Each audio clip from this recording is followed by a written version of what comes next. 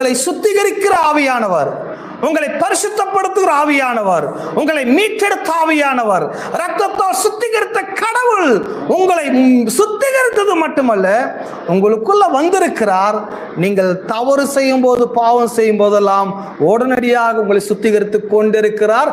அதுதான் ஃபெய்த், அதுதான் விசுவாசம். நான் இன்னைக்கு பரிசுத்தமா இருக்கிறேன், நான் இருக்கிறேன். நீங்க கேட்கல, அவ்வளவு நல்ல காரியம் பண்ணீங்களா நீங்க பரிசுத்தமா இருப்பதுக்கு? நீங்க அவ்வளவு பெரிய செயின்ட் ஜானா, நீங்க என்ன செயின்ட் ஜோசப்பா, நீங்க பாஸ்டர் நவீன் அப்படின்னு கேட்டீங்கன்னா நான் சொல்லுவேன், அவங்களோட மேலான தேவன் எனக்குள்ள இருக்கிறார். நான் சொல்லுவேன், நான் என் கிரியைகள்லாம் நான் பரிசுத்தவான் என்று சொல்லவில்லை. கடவுளுடைய ரத்தம் என்னை சுத்திகரித்து இருக்கிறது.